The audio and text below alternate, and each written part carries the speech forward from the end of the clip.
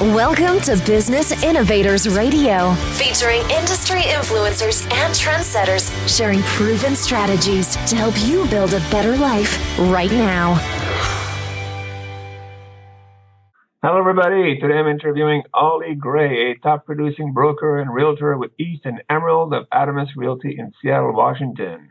Ollie brings over 9 years of experience working in the Seattle real estate market, where she's been involved in hundreds of real estate transactions. She's committed to her clients by guiding them through the entire transaction, all the while making it an enjoyable and rewarding experience. Holly is a member of the National Association of Realtors and founder of East and Emerald, a premier branded real estate resource for homeowners and buyers on the Seattle Eastside. Holly is rated as a top 5% of real estate agent and is the leading salesperson in her office. Welcome, Holly. Thank you very much for being here today. Thanks for having me. All right. Before we jump in, could you tell us a bit more about yourself? Sure. So I live in the Seattle Eastside area. I've been in the Pacific Northwest my whole life, but I've been in the Seattle area for a little over 15 years. I've lived all over the area, but find that I prefer and have found my spot on the East Side. I've been in real estate for about 9 years, and I kind of fell into it. But I have a small family, and I direct a nonprofit that works with the shelter community here in the Seattle area. So, kind of another fun fact where we do a little bit of something kind of like I like to describe it as sort of extreme home makeover, but for shelters. Okay. So that's sort of something I do on the side as a hobby and another passion. You kind of mentioned the fact that you kind of fell into real estate. Can you comment on that? So I knew I wanted to go into business and have my own business. My family had always had their own businesses. And I originally thought I would go into retail, start my own retail business. And what I found after going through college and then doing an internship, it sort of got my bubble popped where I suddenly realized, wait, I actually don't want to actually have a retail business after doing it and sitting in a brick and mortar type style. And it kind of put me in no man's land. I kind of suddenly felt lost. Like, I don't really know what I'm going to do. So I went out and got into banking and used some of my skills I learned in college and marketing, and sort of fell into real estate doing marketing. Back in 2006, it was a great market, especially in Seattle. And there was a lot of top producers here and offices that needed help with marketing and website development. So I sort of fell into it that way. And then the market crashed, as everyone knows. And it continued doing marketing, but my time in real estate, doing the back end side, was something that really fascinated me. It was just something that I never really even considered before, and I loved how multifaceted it was. How you're not just a salesperson; you have to be good at marketing and event management and networking and building and construction and so many things that go into real estate. So it was kind of one of those great options for me, being so curious and liking a challenge, that it was something I kind of always put on the back burner when the market crashed, knowing that there was so many people that got out of real estate that I would wait until the right time and then kind of really full force go back into it again. So I did marketing. I did what I could to kind of sustain myself through the recession, working more on the back end for big brokerages. But I didn't actually end up going out completely on my own until the market started recovering. So in 2011 is when I saw the opportunity to come back and really go at it again. So good. Yeah, something to fall back on. So that's good. Now let's talk about some of your attributes or traits or qualities that you feel contributed the most to your success in real estate. I guess I kind of talked on it already too. I mean, it's really a business where you have to wear so many hats, and not everybody is comfortable with that. And I guess that's something that I really like. I really like the change and how you can, one day you need to be doing something completely different than you're doing the next day. The clients that you work with, they're, all different, especially in Seattle. I know in other places too, but especially in Seattle, I mean, I can be working with someone from Russia, someone from China, someone from India, all kind of simultaneously at the same time. So there's a lot of flexibility that I think you have to have in real estate to be successful. And I guess that's what I would say is kind of the key point for me. So flexibility, you'd say, is one of your biggest. Yeah, cool. Can you give us some examples? Well, I mean, because you basically said that when you work in this environment, you need to be able to adapt quickly and do a lot of things at the same time. So, but in terms of being successful, being flexible and all, I mean, can you talk about, let's say, through a transaction, how that would help? I mean, it's just to give a real life type of example versus a general example. Sure. Let me think of one for you. So, for instance, you may be working with a client who has maybe a different understanding of how business works in the States versus, their homeland. And there's a lot of time and energy that may have to go into one client in educating them and taking the time to do something that you may not normally have to do with most of your other clients. So you have to be willing to always, change your structure. Okay. So that would be one, just with the clients in terms of walking them through the transaction. That walk and that dance is often quite a bit different from client to client. Good. That would be a big one. Another one too is I listened to something from Barbara Cochran, one of her speeches a while ago, and she had talked about, people always ask her, what is the key to your success? And she said, well, she obviously has run and started big companies. She said that what she identified in a successful salesperson right off the bat was they'd come into the office, they'd start working on deals, and if the deal fell through, the people who got down on themselves and couldn't bounce back, that didn't have that elasticity to kind of just go from, okay, this didn't work out, but I got to keep my head up and I got to keep going. She said she always knew those people weren't going to last, and it was the people who could have a failure and bounce back that she knew were going to be the ones to succeed. And I think that is, when she said that, it was like completely poignant to me, because you do have to be willing to take the hits and just know that's part of how it goes and keep going. That's an interesting segue into where I like to go from here, which is, there's no straight line to success, right? There's ups and downs. And what I like to do when I talk to successful entrepreneurs is see what kind of adversities they had to face and how they punch through them. So I'd be interested to know how you manage the hard times. I'd say the hardest time was when I got out of kind of working on a team and doing the marketing, going out and actually branching out really on my own. It was working with clients that I didn't know. So doing a lot of marketing and doing lead generation, and then just meeting people that I had, no context with, and then forming a relationship and, turning that into closed business. That to me was, probably the part I had the hardest time with psychologically getting myself ready for. Yeah, I can see that.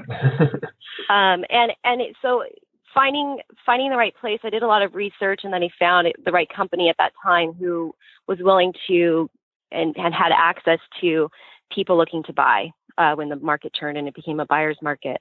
So that to me, took some time, and I knew the time would come, but just a lot of research and a lot of looking, and then making that jump at the right time, and then working online leads, which was completely different than, working with referrals or people, warm leads, and clients that you already knew. But what what keeps you going whenever you face a wall that you really don't know what to do anymore, and you feel, I know you mentioned that you were good at bouncing back after you hit that wall, but again, those are kinds of tips that I like to share with the audience, with the listeners, because that's something they can get inspired from. So how do you keep going when you really hit a big wall? Mm-hmm. So yeah, kind of the key to staying optimistic even when it's hard to. I guess for me personally, real estate can be kind of a lonely business because you are in business for yourself. And I have tried to maybe do sort of something counterintuitive and really network with fellow real estate agents, even if they're not in my office. But I don't really look at them as competitors so much. But I really try to network and find real estate agents that I can talk to and that we can have coffee and, bounce ideas off of each other. And I think that it's like having a network and kind of just like having a group of people that when something goes bad, that they can just say, yeah, that's really too bad. That happened to me. And here's what I did. And here's an idea that maybe you haven't thought about. So, having relationships with people in the business has been really helpful for me, especially people that are, successful. That's been really helpful. And then also mentoring other people and kind of giving it back has also been something that's really been helpful for me because I get a lot out of giving back as well. So when I know that I'm helping train other agents, I know that I have to stay positive for them too. And then there's a feedback loop that happens, and I think that helps a lot. Yeah, I think that mentoring is huge because you got to put yourself in a position where you need to stay positive. So, yeah, that's very good advice. What about the vision for your business? Let's say the next 5 years.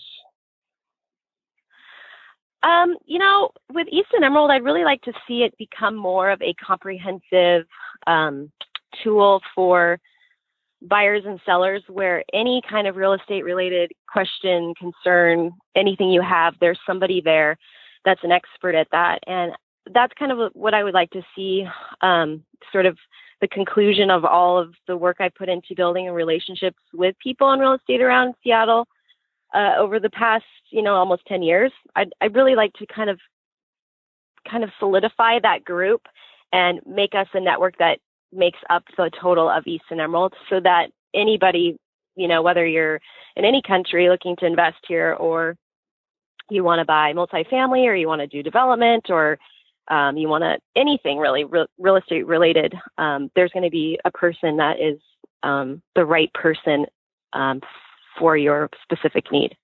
So I kind of creating a different brand of a real estate business than currently exists. It seems like, you can go to Coldwell Banker, and that's really, you're going to look, pretty much you're looking at residential purchase and sale. If you want to do commercial, then you're going to go to maybe Colliers, but having people, key people in different offices even that can represent their expertise under the umbrella of East and Emerald is sort of where I'm moving with it. Cool. Now, how do you see the best way to get to market yourself to get to achieve that?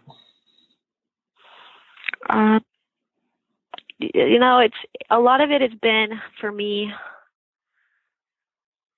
like I said, the networking with people and putting myself out there and doing things like talking to you, even just letting people know what I'm looking for and kind of learning about them and what they're good at, and seeing if there's a fit, between us. Also, I have worked with online leads over the year, and I've built up personal relationships with those people. And so kind of continuing to foster the relationships I have with my existing database and staying in touch with them and letting them know kind of how my business is evolving and what it can offer. So really just making it, continuing to build relationships, I think, is the key to marketing in real estate. I think you're 100% right. Let's change gears for a second here. What do you think the misconceptions are out there about working with a realtor? I mean, there's a lot of myths, so tell us a bit about that. Yeah, there are, real estate agents are not all one and the same. So I would say that what's kind of great about being a real estate agent is that you get to, you are your brand, essentially. A lot of times, you are you are the face of your business, and then, whatever ends up happening at the end of the day is, and the client experience really falls into your hands. So that's great. It's a double-edged sword, however, because there are a lot of real estate agents that have kind of ruined the reputation for others. So I would say that the misconception is that we're all one and the same. Real estate agents this, and putting us in a category or all under a blanket. I think that's dangerous, really, to talk about anybody or any industry that way. But real estate agents tend to really, face that adversity. I think that one of the most common ones that I guess you would hear is that why do you really need a real estate agent anymore? Because you can just do everything online for yourself. As though, all the years of experience and the networking and, learning about the current lending market and all the facts that you learn just on day-to-day business and real estate don't matter, because there's, metrics online now that algorithms pull for people. So I guess that's probably the simple one is, we don't really need agents anymore because everything's online. And we all know it's not true, right? Right.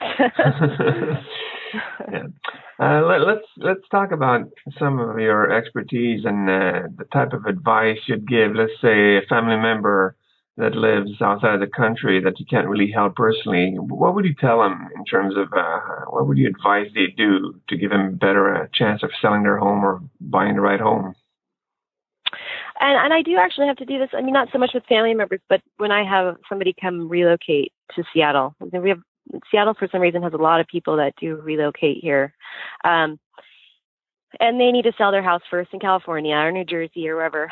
And that's a common question, that people do ask if they've met you before they put their house on the market. And the answer is really find the right real estate agent to help you. Don't just put us all in a category and the first one you find in the phone book or that you ask your friend about or anything. Really do your due diligence on the real estate agent you're working with. Have a few people come in and give you their pitch. Do they, how many houses have they sold in your area? How many houses have they sold? What are they going to do that's different from their competition? Make sure they're giving you market data and metrics so that, you feel informed to make confident decisions. And, so, really challenge and make sure you do your homework on who you're going to have list your house would be my number one advice. Good. Now, another piece of advice you might want to give our listeners to be successful in purchasing or selling a home, whether they have an agent or not. Anything you want to add? Anything I want to add on if they don't have an agent or if they do? Whether they have it or not. Could be, make sure you clean your house properly before. Oh, yeah. So kind of like listing tips. Okay.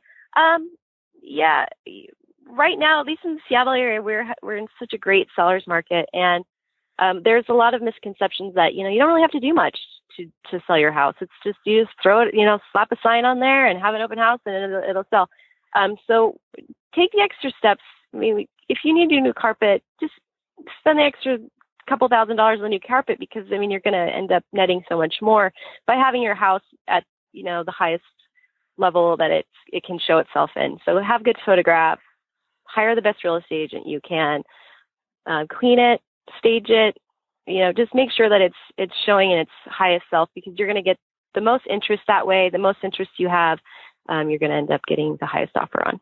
Awesome. Now, if our listeners want to learn more about you, your business, or get in touch with you, how should they go about doing that?